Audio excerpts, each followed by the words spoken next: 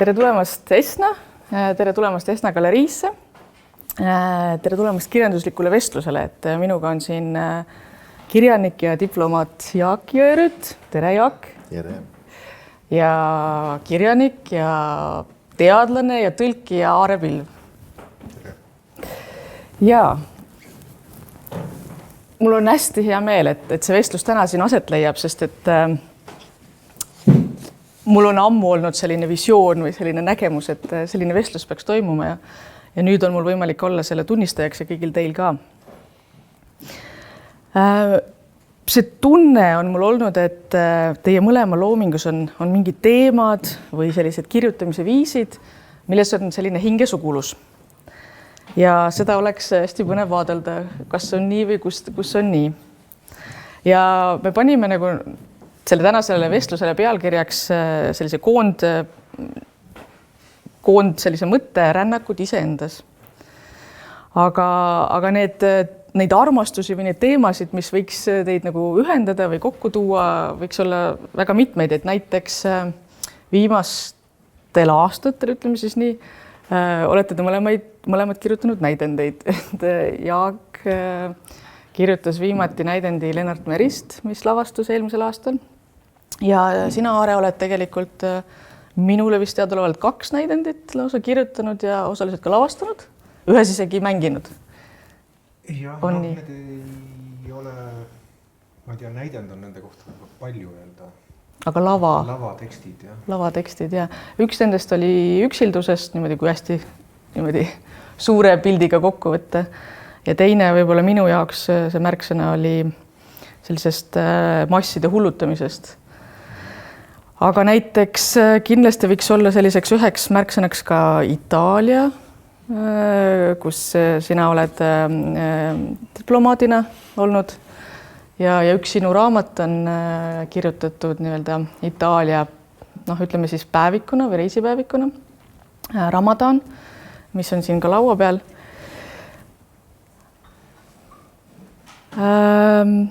Jaa, aga hüppame siis teemadesse sisse. Või alustamegi sellest ikkagist nendest reisimisest ja päevikutest. Et just seesama Ramadan, mida ma nimetasin, on ilmunud 2010 ja Jaak Jõerüüdi romaan Muutlik on ka ilmunud 2010. Ja mõlemad on tegelikult sellised reisipäevikud, aga ka hoopis midagi muud on ja ei ole, et te kindlasti vaidete vastu. Muutlik siis peamiselt kirja pandud Riias.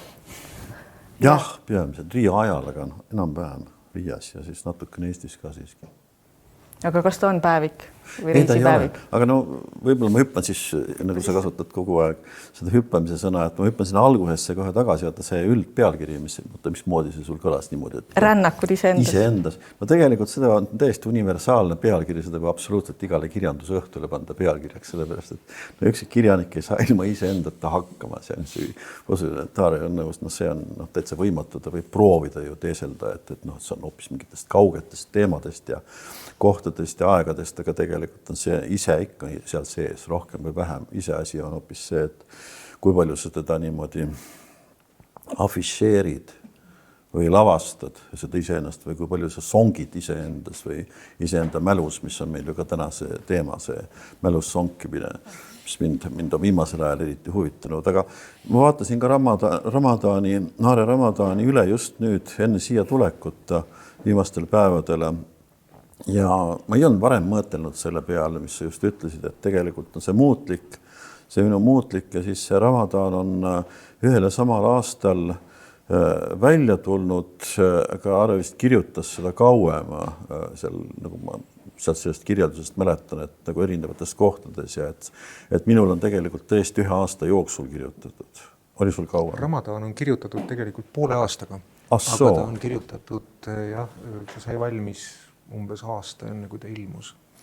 Aga mis see mulje mul oli niimoodi, et kas need jupid olid kusagilt või varem kogutud või kuidagi jääb sellest raamatust sinu järelsõnast mulje see või sellest sisemusest tegelikult nõnda, et ta tuli nagu tekkis pikem aja jooksul. On see niimoodi või? Seal on jah mingeid tükke, mis olid vist varasemast valmis ja võib-olla natukene hilisemast ka, aga see põhi, jah, see põhikirjutamine. Põhi on ikkagi see 1 aasta, okei. See on see sarnasus küll, aga üks sarnasus, mis nüüd ka just nüüd alles mulle silma torkas, see oli võib-olla veel suurem ja see viib mind ühe teema juurde, ma kargan kohe selle teema otsa. Seda tuleb öelda niimoodi, et ma olen viimastel aastatel mõelnud üsna palju kirjanduse arhitektuurist. See arhitektuuri sõna. Ja see on, varem ei ole see mind huvitanud ja ma võin seda pikemalt seletada, aga siis nende 2 raamatu puhul on nende teoste arhitektuurid on üsna sarnased. Seda ma varem ei ole mõelnud niimoodi, kuna ma ka 10 aastat või 12 aastat tagasi kirjanduse või tekstide arhitektuurist, mis tahes tekstide arhitektuurist pole mõelnud niimoodi nagu viimastel aegadel. Ja hästi lühidalt seletades, et kust see mõte on tulnud, see on minu mingisugune sisemine, võiks öelda, võitlus või protest žanride vastu. Sellest niipea, kui sa võtad žanriteooria, et mina ei ole kirjandust õppinud, aga kõik kirjanduse uurijad ja kirjandusteadlased ju võivad peast ette lugeda, et milline on romaani, novelli, ma ei tea, soneti pärja, mis tahes muu žanr. Ja mind on see aja jooksul hakanud kergelt ahistama. Kõige teravamalt läks ahistamine lahti selle raamatu puhul, mis siin on. See on nüüd viimane eelmise kevadõuna. Ja kui ma selle valmis sain, siis vanast harjumusest ma mõtlesin ise, et huvitav, mis žanr see on, sest inimesed küsivad alati lühikokkuvõtete jaoks. Ja Tiit Aleksejev, kellega me tegime Tallinnas esimest esitlust, tema käest ma küsisin seda, mis sina arvad, et mina ei leia seda õiget žanri nimetust ja Tiit aitas mind kõvasti. Ja ütles, et tead sa, et Eestis on sõnal tekst, Eestis on sõnal proosa teistsugune tähendus kui prantsuse keeles ja prantsuse kultuuris. Ja siis me leppisime kokku, Tiit ütles, ma täiesti nõus, et see on proosa.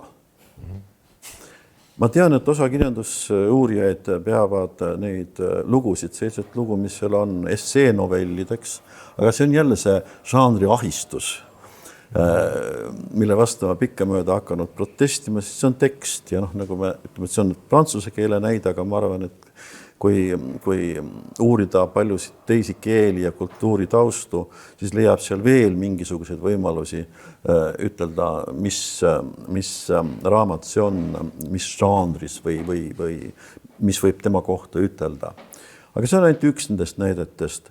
Nii et tagasi nende sinu küsitud muutliku ja Ramadani poole, ma võin ka neid detaile üles lugeda, ma ei tea, mis Aare selle pika monoloogi peale ütleb, aga näiteks mõlemas selles raamatus on kasutatud üsna palju erinevaid keeli, rohkem või vähem, aga teised keeled tulevad sisse ja siis ka mingisugune tekstipaigutus. Siin on vahetevahel see horisontaaltekst muutub äkki vertikaaltekstiks ja ma tean, et mul ühes kohas õige pikalt muutub tavaline proosatekst, muutub vaba värsitekstiks, ehkki ta on edasi proosa. Ja seda on raske ütleme, et materiaalsetele inimestele materiaalsete pragmaatiliselt põhjendada. Põhjendust ei ole, see on selline näpu otsa tunde küsimus, eks ole. On nii. Kas see on seal veel sarnasusi? Veel sarnasusi? Mina leian küll ühe olemusliku, aga räägi. Ma ei ole nagu isegi mõelnud, ma olen ju, eks ju, selle muutliku olen ma lugenud mitu korda ja sellest ettekandeid teinud ja mul on sellest, kunagi ma olen hakanud siis isegi mingit artiklit sellest kirjutama, mis on pooleli jäänud, et ma isegi ei ole nagu mõelnud, ma ei ole selle peale tulnud, et seda võrrelda Ramadaniga, et mind iseenesest, miks mind muutlik on huvitanud, on just see mingi minu ammune nagu huvi, et kuidas kirjutatakse ennast või kuidas saada nagu mitte see, et kuidas kirjutatakse oma elulugu, vaid elulugu on lihtne asi. Elulugu on mingi lugu, tal on oma nagu lineaarne järgnevus, aga just nimelt, kuidas kirjutada seda, kes ma olen. Ja see muutlik on nagu selles osas hästi huvitav tekst, et on võetud nii-öelda selline lugu ja siis on selle looga tehtud nii, et sellest saab lugu selle kohta, kes olen mina, mitte see, mis minuga juhtus. Ja aga jah, Ramadaaniga võrrelnud ma teda ei ole. Kusjuures need võtted tegelikult, mis seal muutlikkus on iseenesest üsna lihtsad. Nad on puhtalt kompositsioonilised ja mõnes kohas ka mingid ühe ja sama teksti õrnade variatsioonidega nagu uuesti läbikirjutamised. Et see on väga, väga lihtsad võtted, aga väga, nagu kuidagi väga töötavad või väga, sest nad töötavad just selle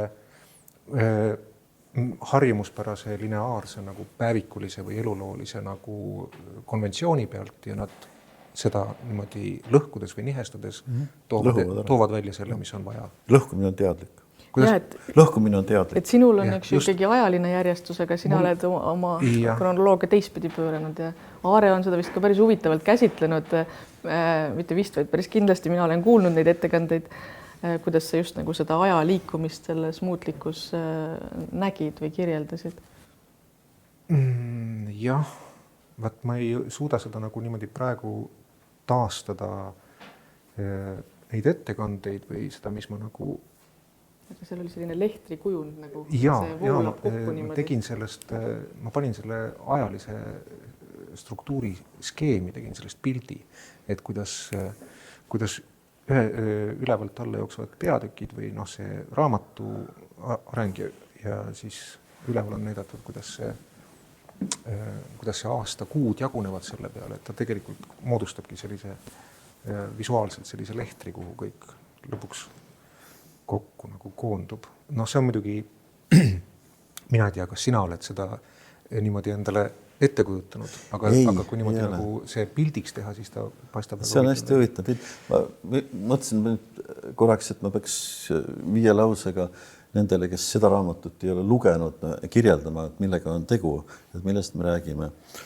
Selle mootlikuga on niimoodi, et ma kirjutasin teda lihtsalt 1 aasta jooksul, aasta alguses, ma ei ole kunagi elus päevikuid pidanud, aga mõtlesin, et ma proovin, ma töötasin Riias saadikuna ja ma proovin seda, et huvitav, mis sellest tuleb. Esimest korda elust tuli pähe, et küll ma hakkan jaanuari algusest iga päev, kui tuju tuleb, mingit piiri omale ei pannud, kirjutama ükskõik, kui pikalt või kui lühidalt, et mis toimus või mida mõtlesin või mida iganes, mitte mingit piiri ei olnud. Ja siis, kui oli paar kuud mööda läinud, jupi kaupa, vahest mitu päeva vahele ja nii edasi. Et läks nagu läks. Ja siis, kui oli mitu kuud mööda läinud, siis ma tahtsin ta juba katki jätta, sellepärast, et see tundus kohutavalt igav. Et terve maailm on tegelikult päevaraamatuid täis. Ma võin selle koha peale öelda ketserlikult ka siin, et suur eestlaste armastus Karl Ristikivi ja tema hiigelpaks päevaraamat, mis on uustrükkina ju ilmunud, et ma ei ole nagu tema selle väga fanaatiline lugeja. Kõige viisakam, mis ma saan ütelda. Päevaraamatut, eks. Teinekord on muidugi hirmus huvitavad, aga ma ei tea, millest see täpselt sõltub. Ühesõnaga, ma pidin selle katki jätma. Aga kuidagi rutiinist mõtlesin, et hea küll natukene aega veel ja siis vaatame. Aga siis järgmiste nädalatega lihtsalt läks elu kuidagi huvitavamaks, kevad tuli peale. Ja siis ma muudkui jätkasin. Ja siis äkitselt läks see käe all kogemata hoopis teistsuguseks. Niimoodi ja siis läks ta niimoodi aasta lõpuni, nagu ta läks. Mul oli detsembris täitsa selge, et see on punkt ja ma seda loomulikult ei jätka. Ja siis juhtus niimoodi, et ta oli valmis, ta nägi välja nagu päevik, ehk ta polnud niimoodi mõeldud ja kronoloogilises järjekorras. Ja kui ma seda siis hakkasin lugema, see tehnik on tavaliselt niimoodi, et arvutisse kirjutan, aga pärast see arvuti on mitte kunagi mingisugust pilti paksudest romaanidest, vaid tuleb paberil kõigepealt välja trükkida kodus printeriga ja siis hakata vaatama, et mis värk see üldse kokku on. Ja siis ma vaatasin seda ja see tundus täiesti mõttetu. Täitsa tõsiselt. Ja mõtlesin, mis asja ma sellega peale hakkan, et kohati on päris normaalseid lauseid, et midagi peab temaga peale hakkama ja see pealehakkamise mõtlemine kestis, ma täpselt ei mäleta, umbes 2-3 kuud vist või. Mulle tundub, võib-olla isegi natuke lühemat aega, aga mulle endale tundub, et päris tükk aega. Ja siis ma sain ühel hetkel aru ja ma seletan kohe, miks ma kogu seda lugu nii pikalt räägin. Siis ma ühel hetkel sain aru, et see on täielik jama. Et mispärast see aeg liigub kogu aeg niimoodi, nagu ta ikka on liikunud, sealt tagant ettepoole. Et see on ju mingis mõttes täiesti vale. Ja siis tuleb edasi see näpuotsa tunne, et ma hakkasin seda pea peale pöörama. Nii nagu ta siis raamatus on.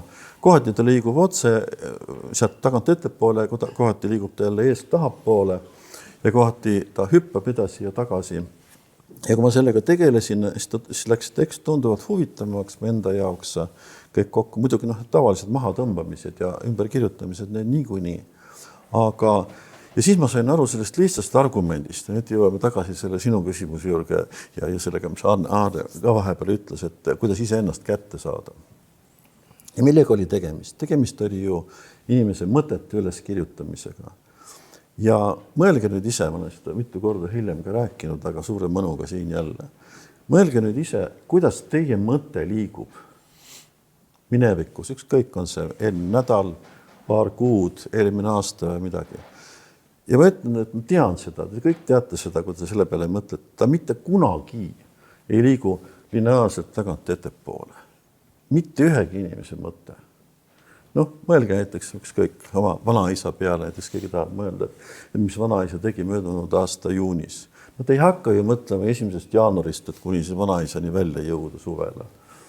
Trah sinna. Ja siis tuleb mingi assotsiatsioon, te mõtlete, ohoo, aga nädal tagasi teistmine tähendab hüppega siia. Ja siis te mõtlete issakene, aga millal ma teda esimest korda niimoodi haigena nägin, hüppega mitu aastat tagasi. Ja niimoodi see inimese mõte liigubki. Ja siis ma sain aru, et see, mida ma proovin niimoodi aega muutas, teha puhas realism. Ja vaata see nüüd, mis sa nüüd ütlesid, et sa oled mingisuguse niisuguse joonise teinud, et kuidas suurde lehtrisse kõik kokku läheb. Tegelikult ma ju räägin täpselt seda sama, et kõik on kuidagi niimoodi laiali. Ja sa saad äkitselt aru, et mis asi on see, mis seda koondab. Ja ma lükkasin aja tagurpidi ja kõik oli valmis. See fookus tekkis äkki. Aga selle kõige juures on, et see romaan või see tekst, see proosa, et ta ei ole mitte ainult sellest, kes mina olen, vaid ta on väga olulisel määral ka sellest, mis on aeg, mis tähendab olla ajaline inimene, eks ju. Et kuidas inimene nagu aja sees on, et just niimoodi ta nagu ongi.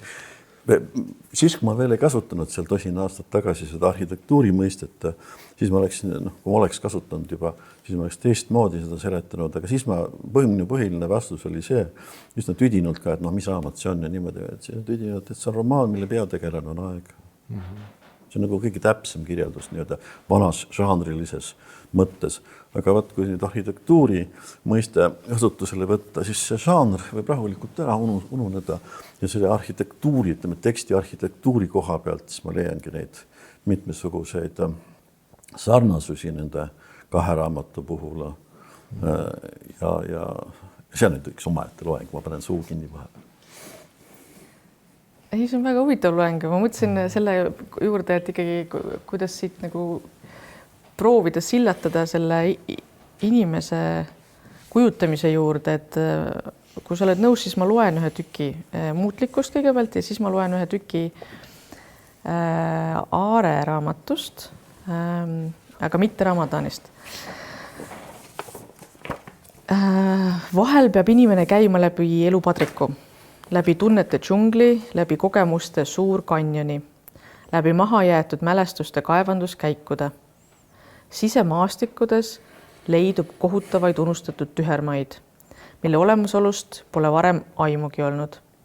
Romantiliste ehkki ähvardava ilmega, aga uhkete põlislaante vahele on peitunud mahajäetud haisvad prügimäed ja omapäed jäetud vettinud sammaldunud müürid. Koristamata rämps ja lammutamata varemed, hinge prügi ja tunnete vare.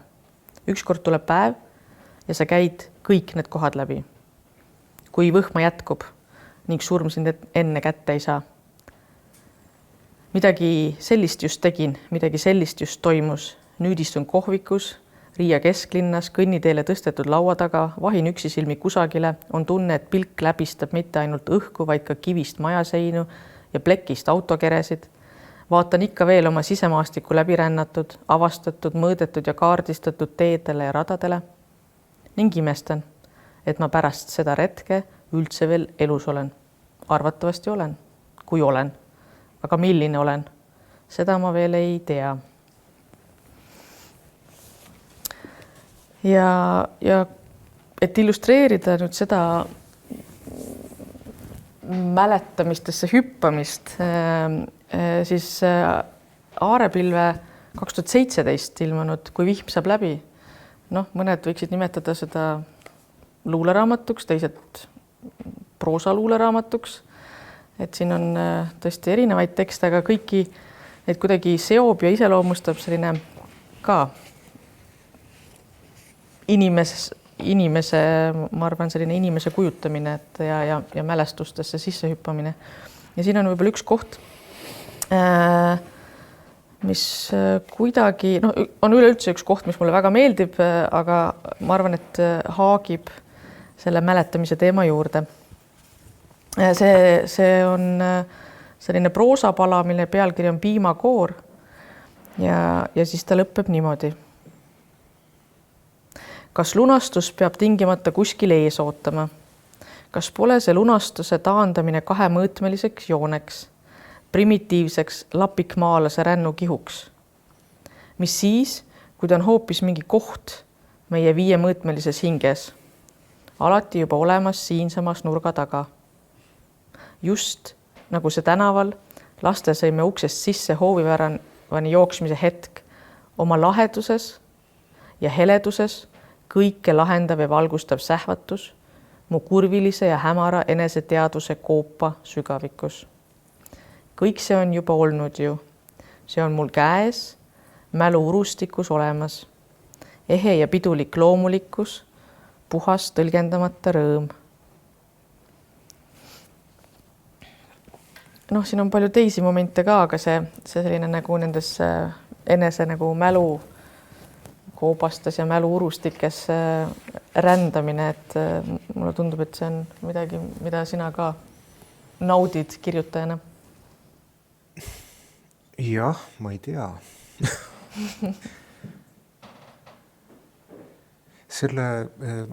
Ma vist ei räägi nagu praegu su sissejuhatusele päris nagu pihta või pigem vastu, et ma olen nagu huvitaval kombel, kui siin just on raamatu arhitektuurist räägitud, et selle raamatu arhitektuur, ma panen tähele, et kui inimesed nagu seda raamatut loevad, siis nad peamiselt või suurema heameelega loevad selle raamatu algupoolt, mis on just nimelt, algab sealt lapsepõlvest ja on mälestused ja siis ta argneb sealt edasi. Just hiljuti eelmine nädal oli mul ühe inimesega juttu või oli see paar nädalat tagasi. Ühesõnaga oli juttu, kus ta rääkis, et ta luges seda raamatut ja et eriti on need alguse mälutekstid ikka väga head. Aga tegelikult raamatu arhitektuur on see, et ta nagu tiigub sealt mälust välja. Et see raamat on tegelikult, ta on kuidagi ehitatud nagu teistmoodi. Aga selle raamatu nagu mõte, minu enda poolne mõte, aga lugeja on kuningas.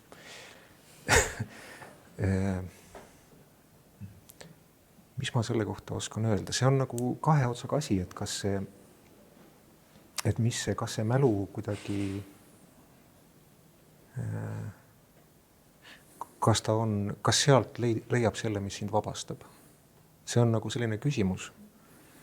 Et mõnikord tundub, et on, siis kui sa suudad mingid otsad kokku viia või kuidagi nagu uutmoodi mäletada asju, aga võib olla nagu väga pikki aegu, kus sa nagu ei suuda seda. Ja siis sa püüad nagu sellest kuidagi selle nagu nina otsa nagu ümber pöörata või et kuhugi edasi selle poole, mida ei mäleta, mille kohta ei ole mingeid mälestusi, et seal on midagi lahedamat võib-olla. Võib ma kohe jätkana. Hakkasin käsi hõõruma sellepärast, et jutt läheb mälu peale ja see läks niikuinii. Ma kohe tõstis selle juba lauale, nagu öeldakse. Aga see läheb nüüd jälle täiesti sünkrooni, see, mida ma rääkima hakkan, see mälust, sellega sünkrooni, mis sa juba ütlesid. Mäluga on nüüd niisugune lugu, et ma olen just viimastel aastatel proovinud mõelda selle peale, et kuidas oma mälu töötab. Ja see polegi nii väga huvitav hakata või hakata interneti abil uurima, et mis teadlased kõik selle mäletamise ja mälu kohta on öelnud. Ja palju huvitavam on seda ikka reaalsuses järele proovida ja ma kirjeldan mõnda episoodi, kus mul on need kõige huvitavamad küsimused, miks enda mälu kohta tekkinud. Tere nüüd täitsa sünkrooni. Et esimene asi on see, et ma olen juba ammu, võib-olla nii nagu kõik inimesed, proovinud aru saada, et mis oli minu tegelik esimene mälestus elus. Kui vana ma umbes olin ja mis see tegelikult oli, nii et ma võin öelda, et ma tõesti mäletan seda.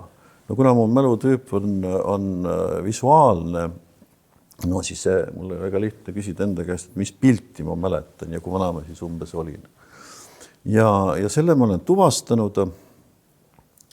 See ma olin umbes 2,5 aastane ja see oli siis Tallinnas Kivimäel. Elatid ja mind lasti siis minust natuke vanema venna valve all välja õue. Ja ma mäletan täpselt, missugune see oli, aga ma ei hakka seda pikalt kirjeldama, ma just parasti kirjutan ühte lugu sellest. Et las see jääb sinna. Ja see on nüüd tõesti tõsi. See on mälus täiesti olemas.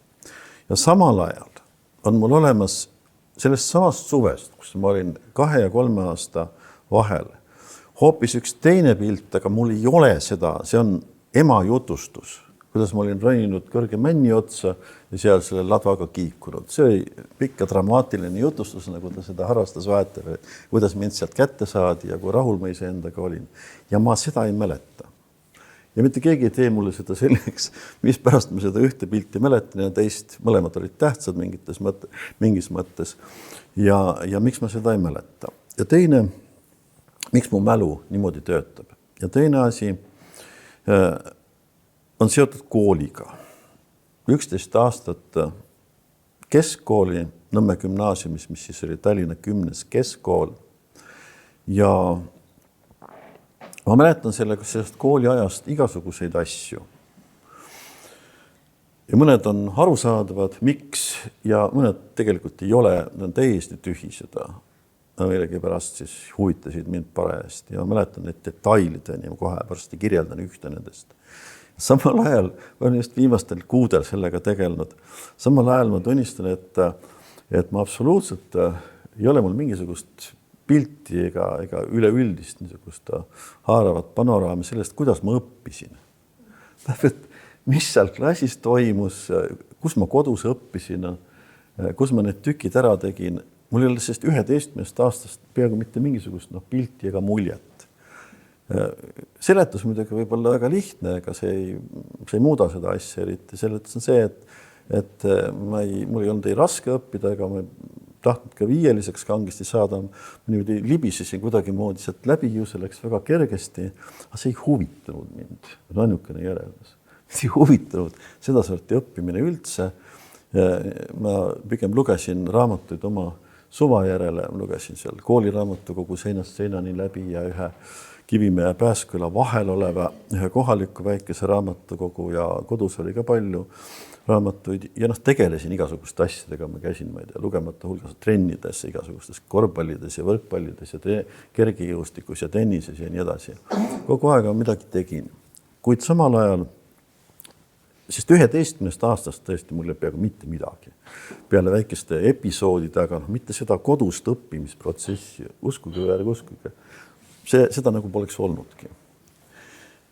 Samal ajal, miks ma mäletan näiteks suurepäraselt kooliajast niisugust asja, et sattusin kogemata peale, kui mingisugused õpetajad olid kuskil seal kusagil koridori nurgas mures, sest keegi oli mingisugust õlivärvi plõga maha kallanud. Ja kes see oli, ei tea, aga igavene jama oli, see oli niisuguse veneaegne pruun põranda värv, niisugune, teate küll, mis karv. Ja seda oli veel tilgutatud kuskil ja veel, ühesõnaga oli mingisugune pahandus, mida tollel ajal eriti koolides ei juhtunud. Ja siis ma mäletan seda, ma ei tea, kuidas ma sokutasin ennast koos ühe teise poisiga uurima seda asja. ja sellele, ja siis me uurisime seda. Sellel ei ole mingit niisugust seda tüüpi põhjendust, mida võiks öelda, et näete ja pärast sa oled kirjutanud 15 suurepärast kriminaalromaani. No ei ole ühtegi lehekülge ka. Aga mis pärast siis meile anti mingid võtmed taga treppide uste avamiseks ja mäletan siiamaani väga hästi seda, kuidas keegi, kes ta nüüd iganes oli ja see ei tulnudki vist välja, oli ketsidega käinud niimoodi, et oli ketsi kand, parema jala kand ja siis see serv ka, need olid siis värviga kokku saanud, et sellised jälgi oli siin ja seal erinevatel korrustele. Miks ma seda mäletan ja ma ei mäleta 11-aastast õppimise protsessi? No see, ja niimoodi ma võiks edasi rääkida, et mismoodi mälu sorteerib neid asju. Et see on ikka võrgulikult huvitav.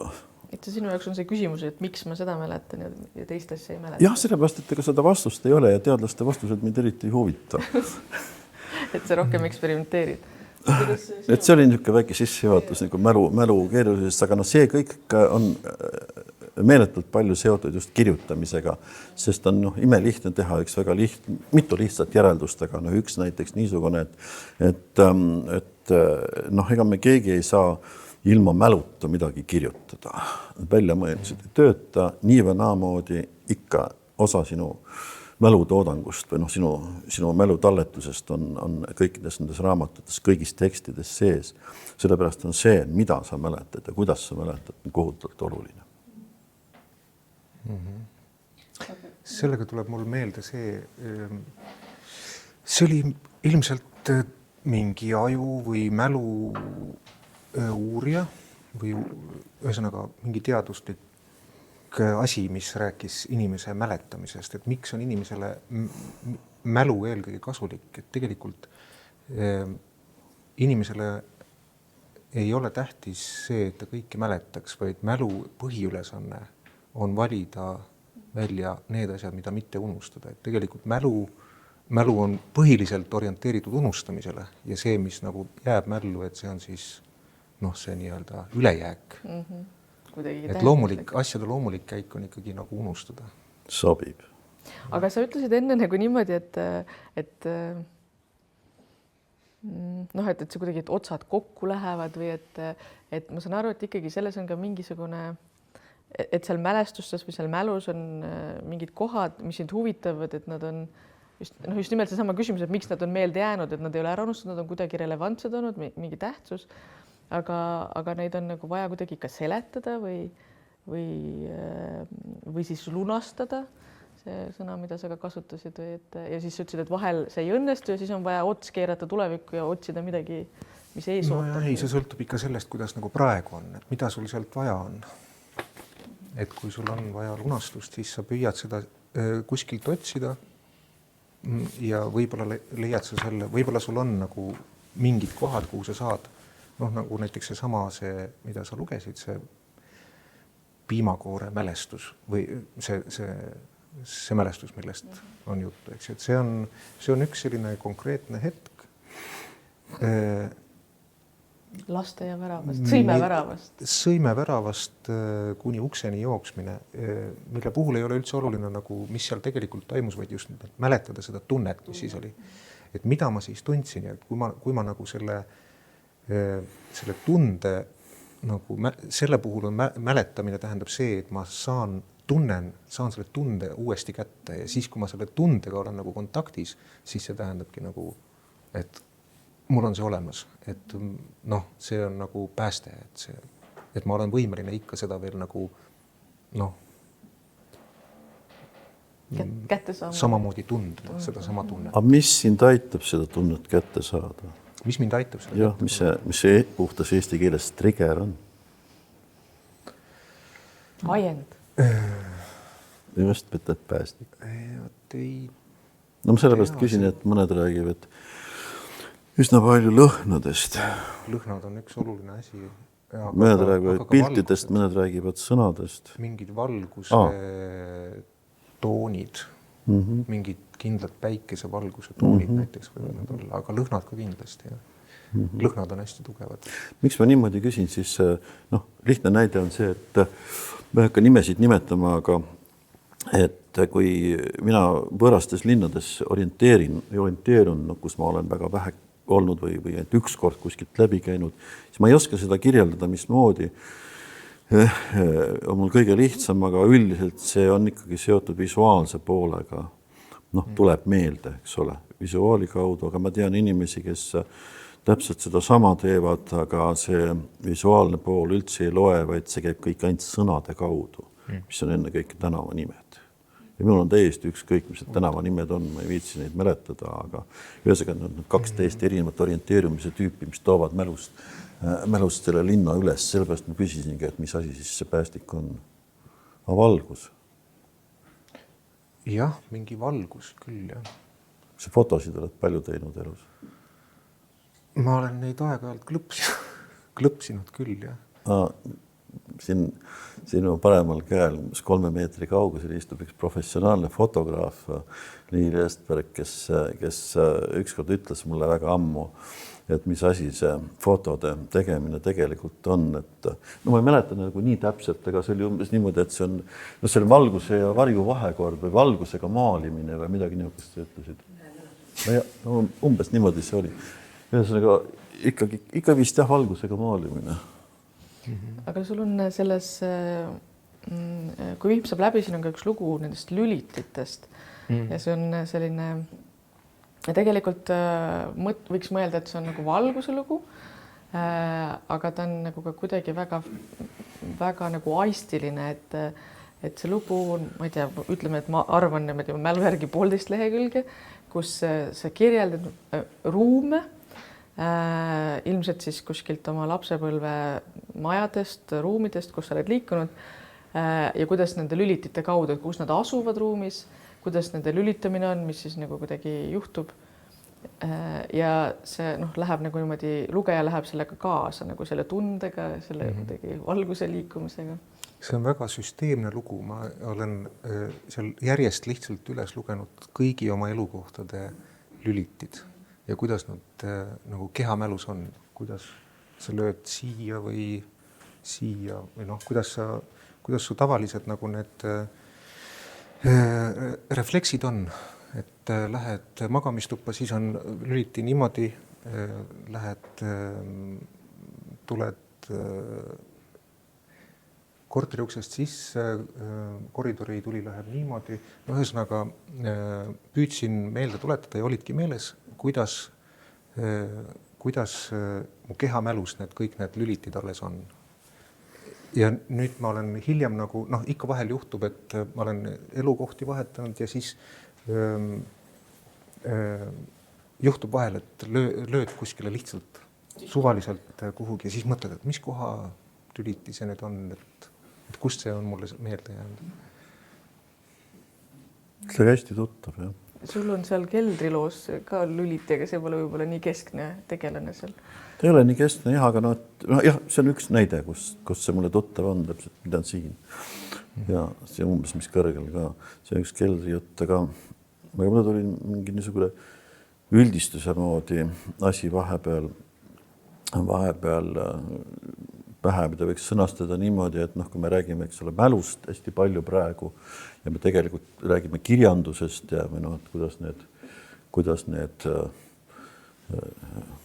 kui päris alguspunkti minna, et kuidas need iseenda maastikud ja iseenda uurimised siis tegelikult tekivad, kuidas need tekstiks muutuvad, et mälu on niisugune oluline komponent seal, aga ma ei tea, kuidas teistel on, aga kogu selle meie jutu juures ja nüüd selle viimase jupi juures ma hakkasin mõtlema seda, et see töötab üldiselt niimoodi, kui seletada natuke lihtsustatult, et mõni detail, jälle sa ei tea kunagi, mis see parajasti on, et mõni detail, mõni üksik asi, võtan ühe viimase asja näiteks, ma leidsin ühest oma koduse kultuurikihi pakist ühe mõna dokumendi, et see täpsustamata, mis see oli, hästi vana dokumendi, mis ei olnud minu dokument, vaid mis oli tehtud juba natuke enne minu sündi kusagil, kaugel, kusagil seal. Aga ta oli mitmel põhjusel mulle oluline. Ma ei taha seda täpsustada, just ma kirjutan ilmselt sellest mingisuguse loo. Ja seal on siis kõik täpselt sees. Aga ühesõnaga üks oluline kaks paberilehte, natuke koltunud ühe mingisuguse vana tekstiga, millel ei ole omaette mitte mingisugust erilist väärtust, ei kunstilist ega ajaloolist, natuke kultuuriloolist on, aga kui ta korra vajutab su mälus mingisugustele punktidele ja sellega näiteks läks lahti, iga teise asjaga võib ka niimoodi juhtuda, et ta vallandab mingisuguse laviini ja siis sa selle kirjutad selle lihtsalt ära. Ja see on nüüd üks asi, mida ma tean mitme kirjanikust sõbra käest ka, mida võib täitsa rahulikult ütelda, et mul on ka see niimoodi, et vahetava lihtsalt imest, et ma ei saa aru, kust kohast need sõnad tulevad ja see ei ole nagu rõhumine mingisugusele müstilisele või esoteerilisele poolele, et see on tõesti pragmaatiline ja naljakast realistlik imestus, ma ei tea, kuidas sul on, et kui mingisugune see nupp mälus ennast liigutab või mingisugune detail kuskilt üles tõuseb, et teadmata, miks just see ta vallandab selle peaaegu et laviini, aga vähemalt niisuguse ahela, mille sisu on kõik need sõnad. Või on see kuidagi teisiti sul? Kui ei, see käib, jah, just nii see käib. See on täiesti nagu klassikaline, see on juba Proust, eks ju, kirjutas oma Madeleini koogist, kogu see suur romaani hulk on ühest väiksest Madeleini koogist. Aga kusjuures, kas sul on ka niimoodi või on see mul väike liialdus, et inimesena sa mõtled seda, et ma ei saa aru, kust nad tulevad. Nad ei ole ju meeles. Nad ei ole mälus. Nad tulevad. Ma ei tea, ma ei Sa ei ole mõelnud selle? Ma ei näe, jah, ma ei ole mõelnud nii, et see oleks nagu suur mõistatus või nad tulevad, ma ei tea, nad tulevad minu... No miks ma sellest niimoodi nii detailselt praegu või miks ma selle pedaalile nii detailselt vajutan, see ongi nagu üks osa sellest mälu mõistatusest. Seal on nagu see veel, et nad tulevad kuidagi eriti tähenduslikuna. Et kas või need samad lülitid, eks ju, täiesti, see on mingi täiesti nagu neutraalne asi iseenesest, kuskil ruumis lülitid on, aga kui ma nagu mõtlen oma nagu kehamälu peale järele, selle tundub olevat nagu tohutu tähendus, et see nagu, mis tähendus? See tähendus, et see on kuidagi paratamatult minu oma või kuidagi. Aga see võib-olla siin on ka huvitav veel korra nagu tulla nüüd selle juurde, mida ma enne jäi ütlemata, et vaata, Aare, sina oled kirjutanud Jaagu mitmest raamatust, aga juba jupp aega tagasi, ehk siis 2005 luulekogu vist ilmus aasta varem, sa kirjutasid Jaagu sellisest luulekogust nagu Uus raamat. Ja sa panid sellele, ma ei tea, seda ei saagi isegi arvustuseks nimetada, sest see on niisugune pikem mõtisklus või arutelu, panid pealkirjaks Uus triviaalsus, lõhna ja maitset. Ja seal sa tegelikult proovidki nagu kõndida mööda Jaagu luulet ja märgata nagu seda, et kuidas need maitsed või mis roll nendel lõhnadel ja maitsetel ja sellisel on selles argisuses või kuidas Jaak seda kujutab. Ja siis sa hakkad kuidagi kirjeldama niimoodi selliste sõnadega või selliste väljendustega, nagu et eneseküllased maitsvad sõnad või puhtal mäletamise ja sellest rääkimise võimel ongi lõhn ja maitse. Ja siis, et luuletamine nagu ka mäletamise mõte on mälestuste enda maitses. Ühesõnaga, aga kui ma nüüd praegu kuulasin sind nende lülititega, siis minu meelest see on selline nagu eksistentsiaalne küsimus. Et see on nagu sinu, ma tahaks öelda sinu tekstides ja võib-olla siis Jaagul samamoodi on see küsimus sellisest, see olemas olemine läbi mingi sellise, ma ei tea, sellise argisusega siis võib-olla. Ja ma ei tea, kas see kuidagi kõnetab sind? Argisuse? Mis sa sellega mõtled? Lülitite lülitamine on midagi väga hargist või midagi sellist, see ei ole midagi sellist suurt ja poeetilist. See on väga isiklik ja see, kui sa seda hakkad kirjeldama selliselt läbi oma keha või selle, kus ta asub, seal nagu ei ole mitte midagi justkui erilist, aga kokku ta mõjub väga mõjusalt, äkitselt. Sest sa saad teise kehasse kuidagi või tema selle liigutustesse nagu kaasa minna. Ehk siis see on võib-olla väga intiimne, nagu ütlesid, väga isiklik. Ja. noh, argine ja mis selle all mõelda jah, selles mõttes mingid nagu sellised, no intiimne ongi tõesti jah, väga selline lihtne, et need on hästi pisikesed nagu liigutused, hästi pisikesed hingeliigutused tegelikult, eks ju, no kui on mingi, no ma ei tea, ma võin saada mingi suure kunstielamuse mingist, ma ei tea, sümfooniast või sellest, aga see on, noh, see on ikkagi natukene nagu selline midagi nagu välist või seal on juba mingi pidulikkus sees või mingi siukene, aga kui on, aga kõige nagu sellised mind määratlevamad asjad on ikkagi mingid sellised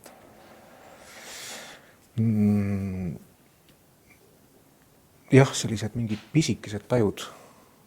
Kui sa suudad neid nagu, kui sa suudad nagu mäletada mingeid oma hästi väikesi tajusid, siis on sul tunne, et nüüd sa oled kuidagi nagu midagi nagu kätte saanud või? See, mis sa praegu räägid, ma lähen kohe ka selle sama 2004-2005 aasta juurde, aga see, mis sa praegu räägid, et see, ma lihtsalt nagu ütlen, et mismoodi mina nagu sinu teksti olen lugenud, mitte ainult seda, mis sa raamatutes oled ilmutanud, vaid ka neid mõningaid, mida sa minu raamatute kohta oled kirjutanud, neid nii-öelda arvustusi või mõtisklusi ja ka see, mis sa praegu ütlesid, see on nagu mingi eriline sügavusse minek ja see pole mitte niisugune publiku ees komplimentide jagamine, vaid see on oluliselt seotud selle kõigega, mis me täna räägime. Seal on mingisugune kirjanduse vaatlejana ja lugejana mingi niisugune omadus, mida mina olen üsna vähe kohanud üleüldse. See samane võime kusagile sügavusse minna, aga mitte ainult niimoodi, väga niimoodi uhkelt, ähmaselt ja filosoofiliselt sealt midagi üles tuua, vaid leida mingisugune oma nurk. Ja üks kõige markantsemaid näited on see, et ära kirjutas ühe minu novelliraamatu kohta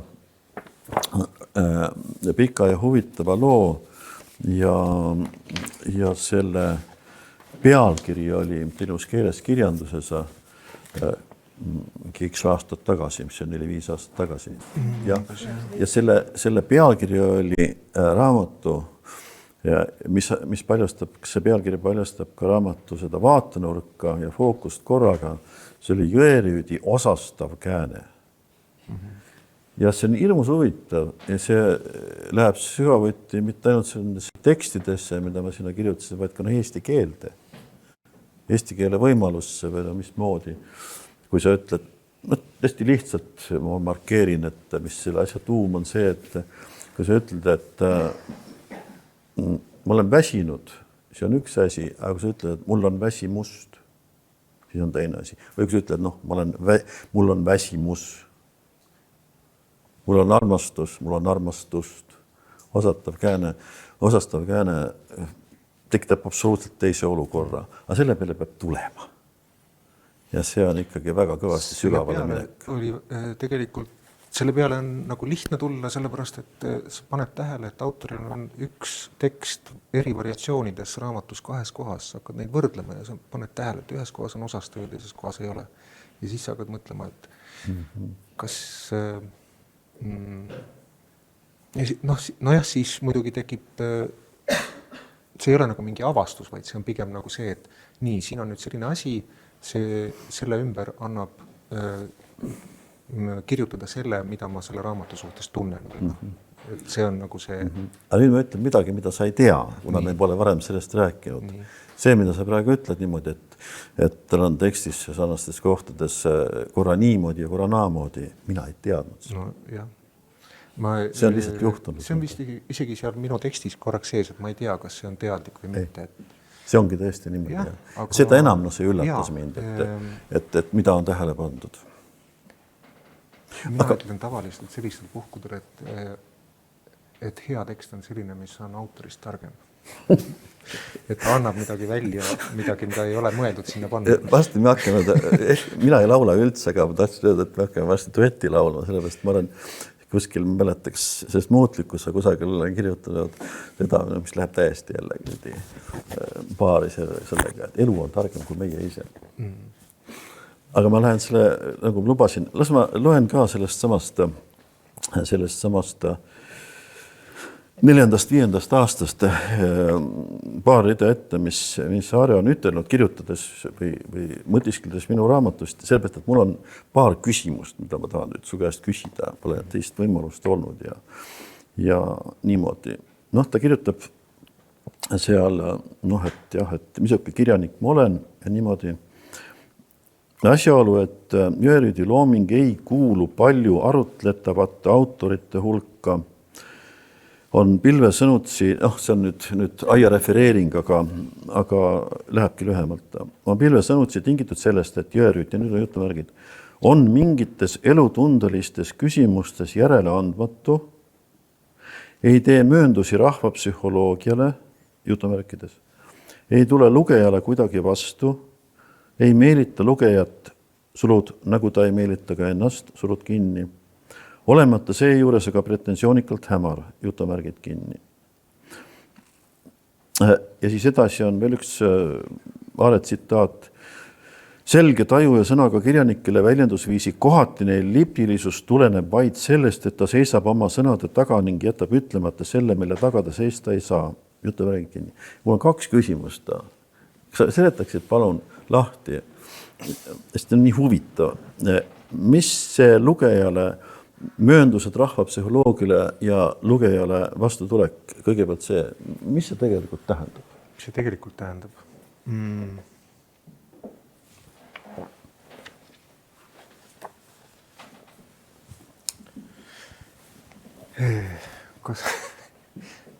Kuidas sina näed? Kuidas mina seda näen? No see on, ma kujutan seda ette umbes niimoodi, et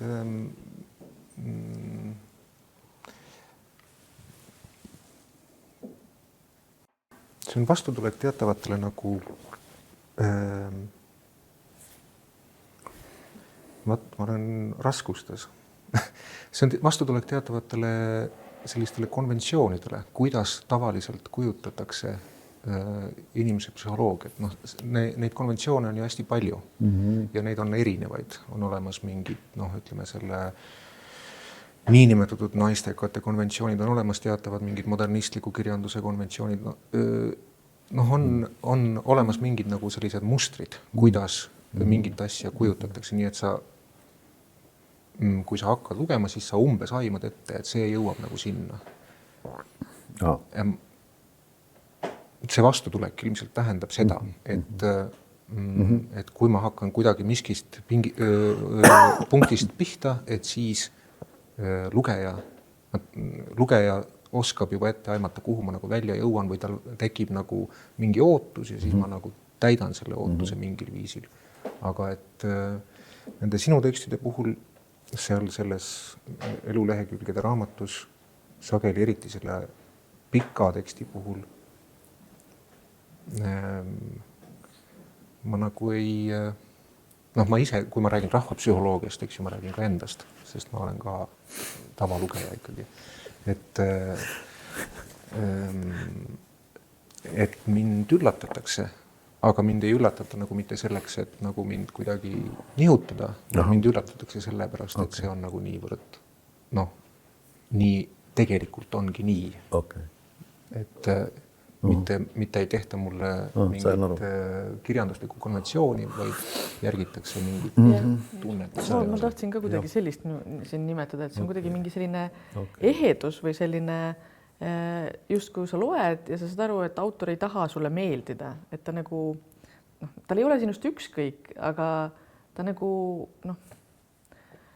sa lihtsalt oled seal osaline, aga et see autor ei ürita sind kuidagi meelitada selles mõttes. See ei ole nagu mingi, kuidas öelda, seal ei ole rollimängu.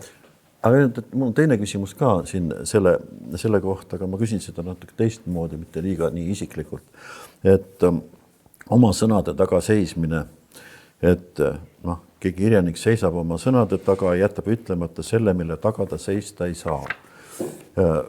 Jätame nüüd minu kõrval, ehkki see on minu ajendil kirjutatud, aga sa võiksid natuke üldistada, ükskõik eesti keelde tõlgitud kirjandus tervenisti või eesti kirjanikud või, et kus kohas sul see mulje on tekkinud, sul peab olema see see, mis sa ütled, siin on üks asi, aga sul peab olema seal kõrval see teine asi ka, et sa oled lugenud vähe või palju, ma ei tea, autorite lauseid või täisraamatuid, kus nad ei ole oma sõnade taga. Oskad sa seda kujutada kuidagi, illustreerida, lahti seletada? See on tegelikult selle eelmise asjaga seotud kuidagi. Et sellepärast, et see nii-öelda nende konventsioonide mitte järgimine, see toob kaasa selle, et tekivad ellipsid, sellepärast, et kõike niikuinii ei saa, neid lünki, neid ellipseid saaks täita just nimelt nende konventsioonidega tavapuhul. Aga seal jäetakse see nagu tegemata. Et see nagu ei tähenda seda, et ma kuidagi oleksin palju lugenud raamatuid, kus ma tajun, et autor ei ole oma sõna taga, ta on alati mingil määral oma sõna taga. Ka siis, kui ta neid konventsioone nagu järgib, aga siis ta on selle taga, et ta kasutab seda konventsiooni. Aga ma pean sellega silmas just nimelt seda, et siin ei tehta seda, et kui tekivad nagu need ellipsid või lüngad, sest kõik ei saa täpselt või ei tule parasjagu kätte või ei saa nagu väljendada või tabada sõnadega ära või kirjeldada, et siis selle koha peal ei pöörduta nagu konventsiooni poole. Selge. Ma olen väga tänulik. Ma ütlen nüüd publikule kõigepealt väikese vabandus, et ma saan aru, et see minu küsimuste kaudu võis see minna väga liiga kirjandusteoreetiliseks, aga mulle oli see hirmus tähtis see äkki nüüd lõpuks lahti rääkida. Ma räägin teile nüüd ühe praktilise asja siia juurde, et ma olen proovinud igal pool viimastel aastatel kasutada võimalust, kust öelda, et kui teil elus on vähegi võimalik, ärge istuge korraga 2 tooli peale. Minul juhtus nõnda saatuse tahtel, ja see lühike kokkuvõte on niimoodi, et kusagil 80ndate lõpus, kui ma olin juba üksjagu raamatuid avaldanud ja preemiaid saanud, siis tuli see suur riigipööramine ja siis algas teine elu, kõik see poliitika ja diplomaatia. Ja ma olin 80ndate lõpuks omast arvust enam-vähem kätte saanud oma keele, ehkki mõni ütleb lüürilisemalt, et oma hääle. Ja siis ma kaotasin selle ära. Kõigepealt oli selle intensiivse uue elu tõttu 10 aastat täieliku kirjutamispausi ja siis ma hakkasin otsast kirjutama jällegi, aga see oli siis selles välisteenistuses ja mööda välismaid ja mööda võõraid keeleruumi liikudes ikkagi üsna keeruline ja tahes tahtmata, ehkki sa oma saatkonnas ja oma kodus räägid ka välisriikides eesti keelt, siis see, mida sa tööl kasutad, ütleme, et välisministeeriumist või Eestist loetud uudised välisministeeriumist, saadetud igasugune materjal, see ei ole ju ilukirjandus, see on ju kroonukeel kõik. Sa oled rohkem selle kroonu eesti keele surve all. Ja siis ingliskeelne maailma, see lingua franca, mis siin ümbritseb, pluss siis veel mingi itaalia keel või soome keel või veel midagi. See rikkus pikka mööda sammhaaval lihtsalt oma selle keele taju ära, eesti keele taju ja see viimane koht oli mul Rootsis, nii et ma mäletan, et umbes Rootsi aja alguses, sellest on siis praegu nüüd 10 aastat, ma sain täiesti selgelt aru, et see näpuotsa tunne hakkab ikka täitsa tõsiselt kaduma, inglise keel tahes tahtmata tungib ka eesti keelde sisse, mitte et ma sõnu kasutaks, vaid sõnade järjekord ja lausestus ja üldse. Ja nüüd on need küsimused, mis ma siin küsisin, on lihtsalt sellega seotud, et ma nüüd välisteenistusest lahkudes 15. aastal olen päris kõvasti proovinud vaeva näha sellega, et seda näpuotsa tunnet tagasi saada ja mul on selline tunne, et see tasakesi on tulema hakanud. Sellepärast ma nüüd siin vahepeal siis uurisin kangesti detailseid asju. Kui uskuda Aaret, siis oli see juba palju varem olemas. See on huvitav küll, aga see on õnneks hästi seletatav ka sellega, et see raamat või need Aare mõtisklus on kirjutatud ühe luuletuste raamatu kohta, mitte proosateksti kohta ja luuletus on ilmselt vähem haavatavad võõraste mõjude tõttu. Proosaga on palju hullem see asi. Aga see tunde kättesaamine, et sellest on mulle tundub hästi mitu korda siin juttu olnud, et see on nagu oluline, ma arvan. Ja Jaak juba korra nagu ütles, aga ma veel rõhutan üle tõesti, et Aare on väga täpne lugeja. Noh, just võib-olla seetõttu ka, eks, et sa tõlgid ja et sa kirjutad ka, eks ju, nii-öelda teises žanris tekste ehk siis neid uurimuslikke tekste, et võib-olla see on üks moment, miks sa nagu tõesti nagu tunned huvi, aga võib-olla see on ka sinu enda selline oma huvi, et selle tunde kätte saamine ja võib-olla ka see piir, et see on üks teema, aga võib-olla sinna otsa ma nagu tõstaks ühe küsimuse, mis mind huvitaks praegu sinu käest ka küsida, puudutab veel seda tasakaalu, et siin oli see jutt, et palju nagu ehedust või palju nähtavaks teha ja midagi nagu välja jätta või see elliptilisus, et kas sa ise ka selle küsimuse peale kirjutades mõtled, et sa ikkagi ka, ma tahaksin öelda, kirjutad iseennast ka või uurid kirjutades iseennast, kui niimoodi lihtsustades öelda ka. Aga kas sa selle tasakaalu küsimuse peale mõtled, et sa mõtled, mis välja, see, kus on see eheduse ja sellise väljajätmise piir, et kui palju peab olema nähtav või on see ikkagi eeskätt sul selline tunde kättesaamise küsimus, et täpselt nii palju peabki olema nähtav, et see tunne oleks kätte saadud, et on õige. Ma ei tea, kas ma oskan selle peale vastata. Ma ei ole selle peale niimoodi nagu mõelnud sedapidi. Ma tean, et üks põhimõte kirjutades on see, et võiks olla võimalikult napp. Et kui et asi tuleb seda paremini vist, tähendab mulle endal tundub niimoodi, et kui ma saan, piir on nagu see, et kui asi on nagu öeldud, siis rohkem ei ole vaja nagu öelda või kuidagi see põhimõte. Olla võimalikult ökonoomne. Jah, seda sa vist oled mulle ka soovitanud nagu kui kirjutajale, et ja, või me oleme sellest rääkinud, et võimalikult väheste sõnadega öelda seda, mis sul öelda on. Jah, sest seal tekib nagu see küsimus, et kui sa ütled seda rohkemate sõnadega, siis see tekitab tunde, nagu sa ei ütle sa kasutad, et see tekitab tunde, nagu sa kasutaksid sõnu, mis ma tahan öelda. Nagu täiteks kasutad neid sõnu? Mitte nagu täiteks, aga see tekitab nagu natukene sellise mulje, nagu sa tegelikult ei oleks kindel selles, mida sa ütled. Jah, just. Kui sina oleksid minu käest küsinud, ma segan kohe vahele, siis ma kuulasin huviga, et kuidas Aare hakkab vaskema. Ma oleks täpselt samamoodi ilmselt ebalenud. Et ma ei oska seda tegelikult seda piiri ja seda tasakaalu kirjeldada. Ja siis edasi on ka nüüd see... Nii et sa ei mõtle selle peale tingimata, kui sa kirjutad? See ei ole võimalik, see rikub kõik ära. See ei ole vist tehniline küsimus. Ei ole. Siis on läinud kõik.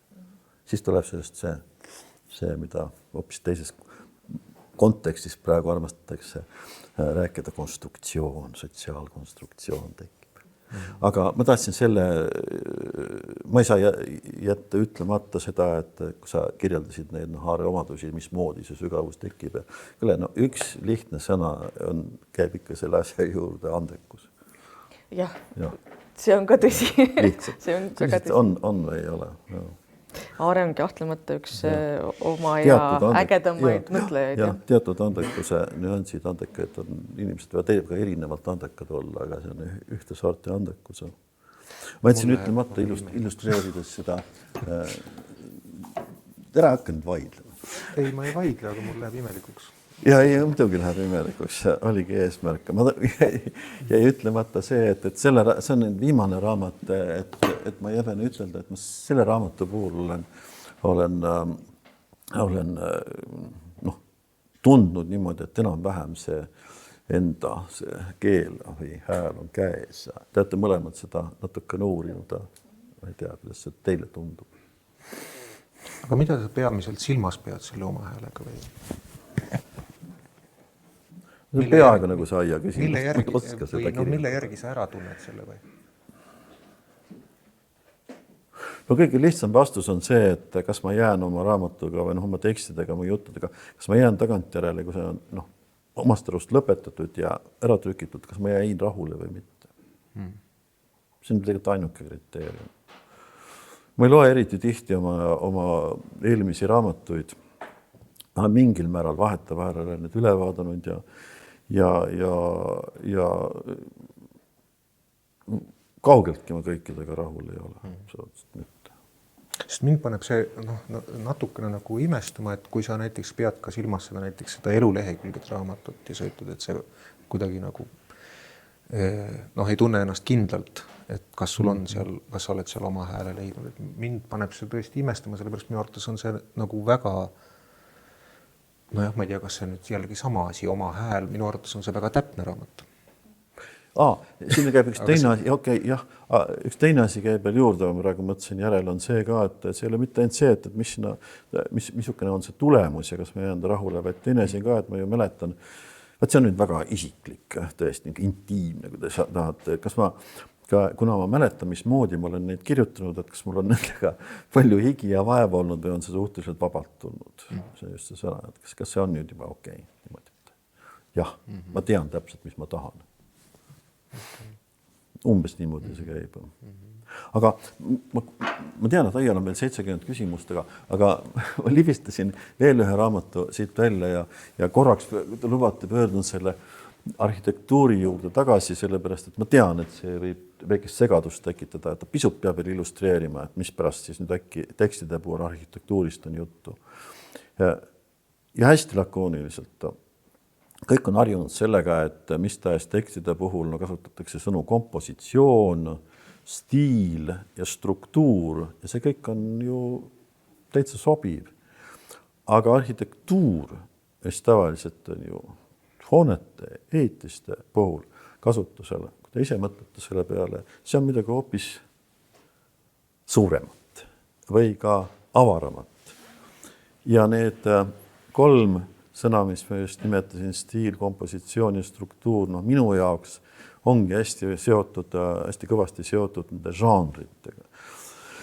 Žanrireeglitega ja nii edasi. Ja miks ma seda näidendi raamatut lehvitasin, siis näiteks ainult see oli küll mul esimene näidend, aga midagi polnud teha, ma olin sundolukorras ja olin korraks juba lubaduse andnud peale selle Lennartit lihtsalt nii hästi tundes, et see oli nagu Lennartile nagu võla tasumine, nagu pidulikult ütelda.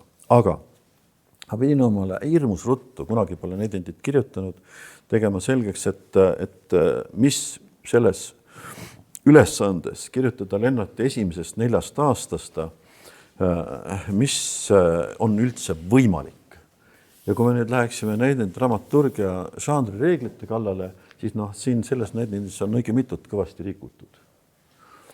Aga mina pidin valima oma tee ja ma otsustasin täpselt niimoodi, nagu ma otsustasin. Ja seda sorti näidendi puhul, teades ka, et väga palju on kuulsaid näidendeid, mis on ka kanoonilistele reeglitele mitte vastavad dramaturgia reeglitele. Ja sel puhul sobib ka minu jaoks väga hästi just nimelt, et see on nagu minu näidendi arhitektuur. Ja mitu korda on minu käest küsitada, siin on 7 episoodi, viimane episood on midagi 10 minutit pikk laval ja see on ainult üks monoloog. Laval Lennart loeb ette ühte kõnet ja mitte midagi muud ei juhtu. Ja minu käest on korduvalt küsitud, nii praegu seal samas esietendusel juba küsiti, et kuule, et kust see tuleb, kas Lennartil oli niisugune kõne, mida te ei pidanud, või mismoodi sa seda tegid, kui palju on Lennarti teksti, kui palju on sinu teksti ja minu vastus on see, et see on 99% Lennarti tekst, mul on mõned sidumislaused, mida ma tegelikult ise ka enam üles ei leia. Aga see on Lennarti tekst, mis on võetud tema 4 aasta kõnedest nopitud välja, aga minu arhitektuur. Seda sobib ka selle episoodi puhul täpselt ütelda. Ja ma ei saa ütelda, et see on minu struktuur või minu järjekord või see sõna arhitektuur sobib lihtsalt palju paremini. Niisugused väiksed seletused siia juurde. Kirjandusteadlane. Võib-olla mõtleb ja muigab, aga võib-olla ma pean hakkama otsi kokku tõmbama aga ma küsin veel niimoodi, et mind huvitab, et kas ja kui palju te loete teiste tekste, et nagu iseennast sealt leida või et kas see on selline oluline küsimus üldse või ei ole? selle eesmärgiga, noh, see ei ole eesmärk, aga see juhtub paratamatult. Sest noh, kuidas sa ikka, jah, iseendana ju ikka loed. Täpselt sama vastus. Eesmärk mitte mingil juhul. Aga ma samal ajal ma ei oska täpselt ütelda, et mida ma siis sealt leida tahan. Noh, iseennast tegelikult suhteliselt vähe, ma ei tea, kas sul on seda, ma pean küll ütlema, et tore ju on, aga noh, aastate jooksul on see lugemiskogemus, ma ei tea, lugemiskogemus on pikk, aga see, mida ma sealt taga ajan või ma ei tea, mis see õige sõna nüüd on, see on muutunud kogu aeg, ma kuidagi tajun. See on muutunud kuidagi kõvasti ja see selektsioon on ikkagi tunnetuslik, see ei ole ratsionaalne. Ma üha rohkem lükkan raamatuid kõrvale, oskamata isegi ütelda endale miks.